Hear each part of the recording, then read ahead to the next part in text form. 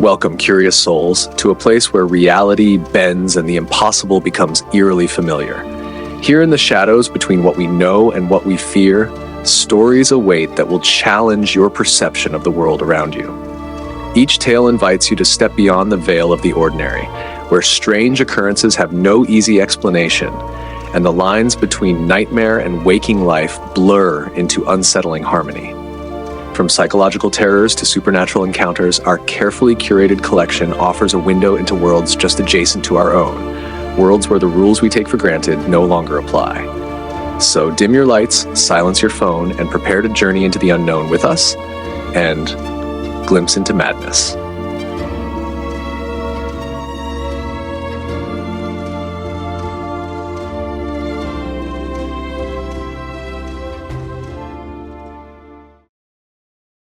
Tonight, we meet a man who believes he's the smartest person in the room, a cynic who profits from others' desperation and hope. But in a dusty shop on the edge of town, he's about to discover that some bargains carry costs no mortal can afford to pay. Step inside a place where price tags lie and the truly valuable things cannot be measured. A glimpse into madness awaits on the other side of the register. The tourist season was dying, like the town itself. Main Street storefronts displayed more for lease signs than merchandise, and the boardwalk's wood had rotted to match the souls of those still scraping by in Millport. Caleb Torrance counted himself among the walking dead. 28, perpetually broke, and possessing nothing but his sharp tongue and sharper contempt for the tourists who still trickled in, desperate to believe this forgotten coastal hamlet held some charm worth capturing on their phone cameras. $50 for a sandwich and a psychic reading, he muttered, watching a middle-aged couple exit Madame Zora's tea room across the street. And all you get is grocery store bread and the prediction that change is coming. Suckers. The job board at the community center had offered slim pickings: fishing boat crew, requiring experience he didn't have, night security, requiring sobriety he couldn't promise, and a handwritten card that caught his eye mainly because of its absurdity. Help wanted, part-time sales associate, Mama Nettie's discount voodoo, experience unnecessary, open mind required, apply in person. Caleb found the store wedged between a defunct tattoo parlor and a marine supply shop. He'd passed it 1,000 times but never noticed it. A narrow, dimly lit space with dusty windows displaying faded tarot cards, cloudy crystal balls, and a hand-painted sign announcing authentic magical artifacts at unbeatable prices. The bell above the door gave a mournful jingle as he entered. The air inside smelled of incense, mildew, and something metallic that reminded him of blood. "Hello?" he called, navigating around crowded display tables overflowing with jars, trinkets, dried herbs, and what appeared to be animal bones labeled with prices so low they seemed desperate. "Back here, sugar." The voice drifted from behind a beaded curtain. Caleb pushed through to find a small woman perched on a stool. Mama Nettie, he assumed, looked both ancient and ageless. Her dark skin was mapped with wrinkles, but her eyes were sharp and alive with something that made his stomach clench. "Looking for work, I expect." Her smile revealed perfect teeth. Too perfect, Caleb frowned. "Just a lucky guess," she interrupted, sliding off the stool with surprising grace. "Job market's tight as a noose around here." The interview, if it could be called that, lasted precisely 3 minutes. Mama Nettie asked no questions about his experience or reliability, merely looked him up and down like she was assessing a cut of meat. "You'll do fine," she declared finally. "Start tomorrow, 9 sharp." As Caleb turned to leave, she caught his wrist. Her grip was cold and strong. "One rule, sugar. Mind what you sell. Some bargains bite."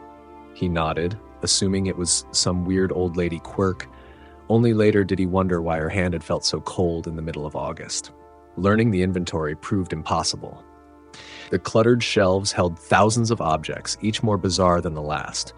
Protective amulets made of beer caps and fishing line, love potions in recycled soda bottles, hex-breaking candles in chipped coffee mugs. Most disturbing were the items in the back corner, beneath a sign reading, "Clearance, all sales final." These objects felt wrong somehow. A tarnished pocket watch that ticked despite having no visible mechanism, a smooth black stone that hummed when touched, a hand mirror that seemed to reflect faces that weren't there. These should be priced higher, Caleb told Mama Nettie on his third day. They're better made than the other junk. She smiled that too wide smile. Those aren't discounted because they're worthless sugar. They're discounted because they're trouble. But trouble was exactly what Caleb wanted. Or rather, the entertainment of watching tourists convince themselves they'd found real magic at bargain prices. He became a gifted salesman, telling customers exactly what they wanted to hear. To the woman with the wandering husband, this binding powder is guaranteed to keep him faithful. To the gambling addict, this lucky coin has never failed. To the desperate mother, this protection charm will keep your son safe at war. He saved his most elaborate pitches for the clearance items, the dangerous ones, the ones that made his fingertips numb when he handled them. Mama Nettie watched but never interfered. Sometimes she disappeared for days, leaving Caleb to run the shop alone. Then came the angry man. He burst through the door near closing, reeking of cheap whiskey and expensive cologne. His suit was tailored but rumpled, his eyes bloodshot with rage. "I need something that hurts someone," he announced, slamming his hand on the counter. "Not kill, just make them suffer." Caleb's moral compass, never particularly reliable, didn't even twitch. "Special occasion?" he asked with a smirk. "Business partner, stole my clients, my ideas." The man's face contorted. Now he's living in the house that should have been mine, sleeping with the woman who should have been mine. Under normal circumstances, Caleb might have sold him an ordinary candle with a dramatic backstory, but the man's wallet was thick, his desperation palpable, and Caleb's rent was due. "I have something," he said, leading the man to the clearance section. "Just came in. Very rare." The hex candle sat in a dusty jar of black glass. Inside, the wax was an unsettling shade of purple-black with what looked like tiny teeth embedded throughout. The label, yellowed with age, read, "Nightmare Hex, direct line to the darkness behind dreams." "Burns for 9 hours," Caleb invented. "Think about who you want to suffer while it burns. Cost you 200. 200 for a candle?" The man scoffed. "For revenge," Caleb corrected. "But hey, your call. I'm sure your partner will enjoy his new life while you drink yourself stupid." The man's eyes hardened. "I'll take it." As the customer left, something strange happened. The cash register drawer slid open by itself, then slammed shut with a decisive ring.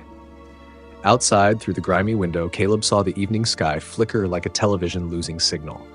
The next morning, local news reported that prominent businessman Victor Lane had been hospitalized after an apparent mental breakdown. Witnesses described him screaming about creatures crawling through every reflective surface in his home. The businessman's name matched the credit card Caleb had processed the night before. Coincidence, he told himself. Just a drunk having DTs. Nothing to do with a candle. But when the angry customer returned 3 days later, now pale and trembling, Caleb felt the first real stirring of unease. "It worked," the man whispered. "God help me, it worked. But it's too much. He's not even human anymore. His eyes are wrong. He's doing things, impossible things. Make it stop." Caleb scanned the shelves, heart pounding, his cynicism warred with mounting fear. It wasn't real. It couldn't be real. And yet... "This might help," he said, grabbing a tarnished amulet from the clearance bin. The metal was ice cold. "Reversal charm. Wear it when you sleep." After the man left, the shop's lights flickered. The temperature dropped 20 degrees. And in the backroom mirror, just for a second, Caleb saw Mama Nettie's face watching him, though she hadn't been in for days. The pattern repeated with terrible escalation. More desperate people came seeking miracles. Caleb sold them clearance items with increasingly elaborate promises. Each sale was followed by the register ringing itself, the lights flickering, the temperature dropping. And each time, the results were catastrophic in ways that defied explanation.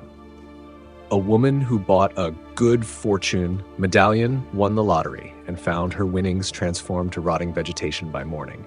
A teenager who purchased a popularity charm became the center of attention as classmates developed a hive mind obsession that turned violent.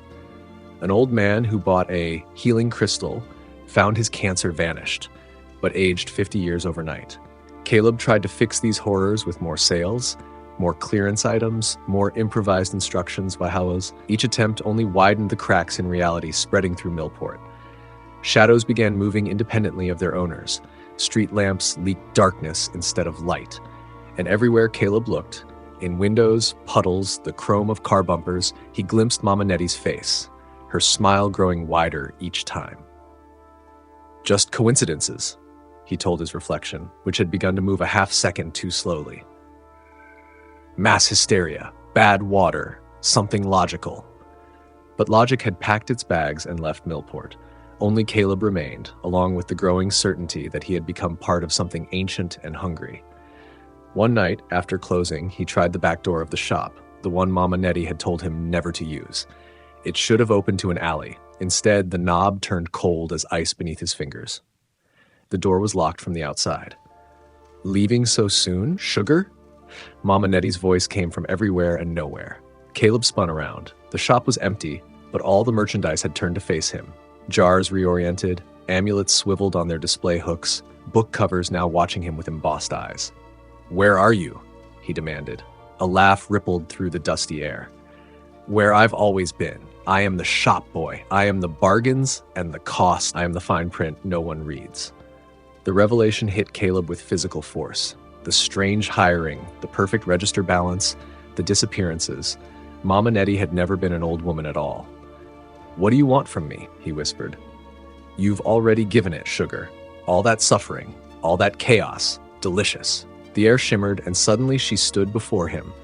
No longer an old woman, but something ancient, wearing human shape like an ill-fitting costume. "Every sale feeds me. Every broken life adds another year to my existence." "I didn't know," Caleb protested weakly. "Didn't want to know," she corrected. "Same as your customers didn't want to know why magic was on clearance," her form flickered. "Now you have a choice, Sugar. Stay and thrive. Own the chaos, become the shop's new face, or walk away if you still can." Panic surged through Caleb. His eyes fell on a dusty box labeled Clearance Exorcism Kit, some assembly required. He lunged for it, tore it open. Inside, a vial of cloudy liquid, a handful of herbs tied with twine, and instructions in faded, barely legible script. He flung the contents at the shimmering form, screaming garbled Latin phrases from the torn paper. For one glorious moment, silence fell. The air cleared. Mama Nettie was gone. The bell above the door jingled. A woman entered, looking around uncertainly. "Hello?" she called. "Is this place open?" Caleb felt his face stretch into a smile wider than any human mouth should manage. He glided toward her, smooth as smoke. "Welcome to Discount Voodoo," he heard himself say. His voice sounded ancient, sly, and amused. "Everything's half price today, friend." His new instincts guided his hand to a cursed music box in the clearance bin. "This one's speaking to you, isn't it?" he purred. "Special price, just for you." As she reached for her wallet, Caleb felt hunger rising within him, Mama Nettie's hunger, now his own. "Half price today," he cooed, "but you'll pay the rest later." The register drawer slid open by itself, gleaming in the dim light, waiting. The ledgers of the universe maintain perfect balance, though we rarely glimpse the true cost of our desires. For Caleb Torrance, who thought himself too clever to be caught in another scheme, eternity now stretches before him. An employee who became inventory, a scoffer transformed into a believer. The next time you spot a bargain too good to be true, remember, in the cosmic marketplace, nothing of value comes at discount, especially magic. Some people believe fate is malleable, a clay we shape with our choices. Others know better. For Rick Malloy, a man who mistook cruelty for strength, the lesson came too late. Tonight we follow a desperate criminal whose pride blinds him to the true nature of consequence, where a child's crayon becomes the instrument of destiny. Join us for a glimpse into madness. The Sunset Pond sat on the forgotten edge of Clarksville, its neon sign flickering like a dying heartbeat against the approaching storm. It was exactly the kind of place Rick Malloy looked for: outdated security, irregular cash deposits, and an old man running it alone. Perfect for a crew scraping bottom. "Remember," Rick growled at his three companions as they pulled ski masks down, "no hesitation, no weakness." Thunder rolled across the sky as they burst through the door, Rick's pistol instantly leveled at the old cashier's wrinkled face. "Safe. Open it. Now." The old man's eyes narrowed behind thick glasses. "Ain't got one." Rick's laugh was cold. "Wrong answer." He gestured to Tony, the youngest of the crew at 22. "Check the back." The cashier stepped forward, suddenly protective. "There's nothing back." Rick's pistol cracked against the man's temple, dropping him to his knees. "Don't lie to me, old man." Blood trickled down the cashier's face as he looked up. "Please, my grandson." "You're what?" Rick dragged the old man up by his collar. A crash from the back room drew everyone's attention. "Rick," Tony's voice wavered. "You should see this." Elena, their driver, kept her gun trained on the cashier while Rick stepped behind the counter. The storage room was dimly lit, cluttered with pawned junk, and sitting perfectly still on a small cot was a boy no older than 8. Pale skin, dark, unblinking eyes, absolutely silent. "What the hell?" Rick muttered. The old man's voice cracked. "Please, he doesn't talk, not since his mother died. Don't hurt him." Rick turned back, irritation rising. "The safe. Last chance," he barked. "Behind the painting. Combination is the boy's birthday." As Rick shoved the old man toward the painting, the cashier stumbled, falling hard. His head struck the counter's edge with a sickening crack. Elena knelt beside him, fingers at his neck. He's dead, Rick." Silence filled the shop. Not even the storm outside made a sound. Tony looked frantically between the body and the child, still motionless in the back room. "Great work, jackass. We need to open the safe. There was only $100 in the register," Tony growled. "He said it's the kid's birthday. Ask him," Rick ordered. Tony knelt down beside the boy, trying to smile. "Hey, buddy, can you write down your birthday for us?" The boy just stared at him, unblinking, the crayon slipping from his fingers to the floor. "He's not answering," Tony said nervously. "He's scared out of his mind," Elena hissed. "Look at him." "We can't open the safe without it," Marco added, voice taut with frustration. "What do we do, Rick?" Rick paced in front of the counter, thinking hard. The storm outside rumbled like an impatient giant. "We take him with us," Rick said finally, voice low and decisive. "Get him somewhere quiet, somewhere he'll talk. Then we come back and clean this place out." "Take him?" Elena's voice pitched higher. "Are you insane?" The boy listened, but didn't react. He saw our faces. Rick's tone left no room for argument. "We'll figure it out later." The boy offered no resistance as they led him to their car, his wide eyes taking in everything but revealing nothing. At their hideout, an abandoned warehouse on the industrial side of town, Tony tried awkwardly to comfort him. "Hey, buddy." Tony set down a package of crayons and paper he'd grabbed from the pawn shop. "You want to draw something?" The boy took a red crayon silently and began to draw. "We should just leave him somewhere," Elena hissed to Rick. "This is sick." Rick's face darkened. "Shut up, I'm thinking." "Look." Tony's nervous laugh cut through the tension. "The kid drew me." He held up the paper. The crude drawing showed a figure that was unmistakably Tony, sprawled at the bottom of stairs in a pool of red. Tony's smile faltered. "Very funny, kid." Rick snatched the drawing, crumpling it. "Get some sleep. We'll figure this out tomorrow." Morning came with screams. Elena found Tony at the bottom of the warehouse stairs, his neck bent at an impossible angle, blood pooling exactly as the drawing had shown. A rusted metal rod from the decaying staircase had punctured his chest. "This is wrong. This is all wrong," Elena kept repeating, pacing frantically while Rick counted the cash from the pawn shop. Barely enough to cover gas money. That night, they moved to a motel on the highway. Rick had decided they needed to leave town. The police scanner crackled with reports of the pawn shop murder and descriptions of the suspects. As Rick barked orders to pack up, Elena cursed and ran out into the storm to grab a bag from the car, the cash hastily stashed under the passenger seat. She yanked open the door, stuffed the bag under her jacket, and slammed the door shut with a metallic thud. The moment her palm left the handle, a blinding flash of light split the sky. Lightning entered her body with a deafening crack, surging through her flesh in search of the earth. Rick and Marco rushed outside. Smoke curled from Elena's clothes. She lay motionless, her hair fanned out around her head like a blackened halo. Marco knelt to check for a pulse, his face ashen. "She's gone, Rick." The boy stood silently in the motel doorway, the latest drawing clutched in his small hand, a stick figure with curly hair, arms flung wide, a jagged lightning bolt etched above it. Rick and Marco dragged Elena's body back into the motel and placed her on the bed. Rick paced like a caged animal, only he and Marco remained along with the silent child. "This is crazy," Marco whispered, eyes never leaving the boy. "You've seen the drawings. You've seen what happened." "Don't give me that crap," Rick barked, but his voice lacked conviction. Marco backed away. I'm out. I'm taking my cut and leaving. Nobody's leaving. Rick grabbed Marco by the shirt. You think I'm letting you walk away to talk? I won't say anything, Marco pleaded. Just let me go, and let the kid go too. Rick's laugh was brittle. You believe in this curse bullshit? The kid's just messing with us. Marco sat at the tiny dining table in silence and thought about the situation. He wasn't going to wait around for the kid to draw a picture of him bleeding to death or choking on a sandwich. He sat and waited until Rick went to use the bathroom. Marco crouched beside the boy. Don't worry, kid, he whispered. I'll call the manager once I'm clear. Someone will come check on you. With a final glance at the silent child, Marco slipped out into the rain, skirting behind the motel property along a scraggly tree line. The storm howled above him, branches lashing in the wind.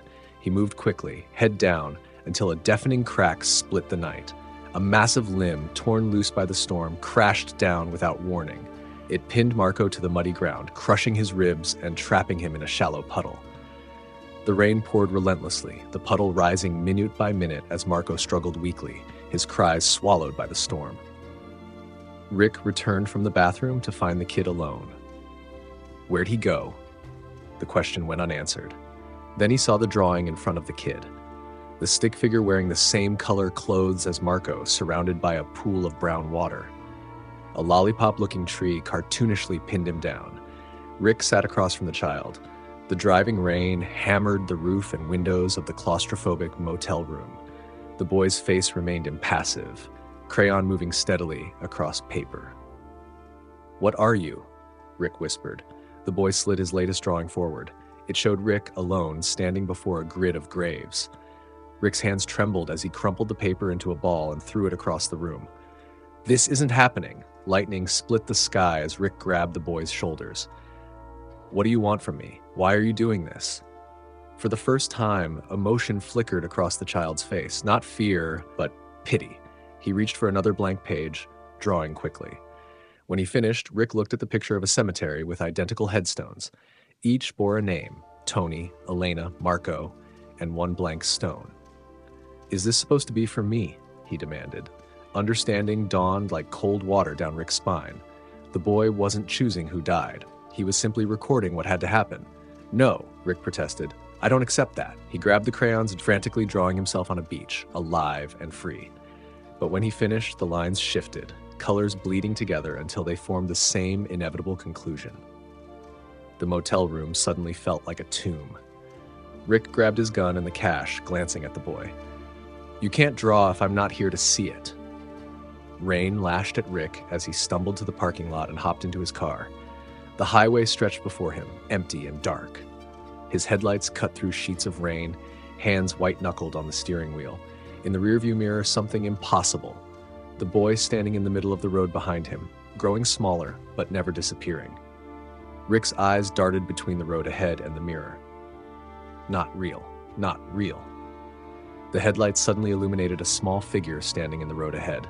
The same boy, somehow ahead of him now. Rick jerked the wheel. The truck hydroplaned aft, spinning wildly before flipping over the guardrail and down the 50-foot embankment. Metal screamed against asphalt. Pain exploded through Rick's body as he was thrown partially through the windshield. He lay broken on soggy forest floor, rain washing blood away as quickly as it pumped out of him. Through blurring vision, he saw the silhouette of the boy in the headlights of an approaching minivan. The boy stood motionless and let the sheet of paper fall from his tiny hand. The wind took the page through the trees and deposited it the light of the car's fading light. The drawing showed Rick exactly as he was, body twisted, life fading, next to an overturned car. As the minivan slowed beside the boy, a woman's concerned voice cut through the rain. Are you lost, honey? Where are your parents? The boy clutched his crayons and drawing pad to his chest, climbing silently into their back seat. The woman's voice faded as Rick's eyes closed for the final time. Poor thing. Doesn't talk much, does he? Justice wears many faces and sometimes holds a box of crayons.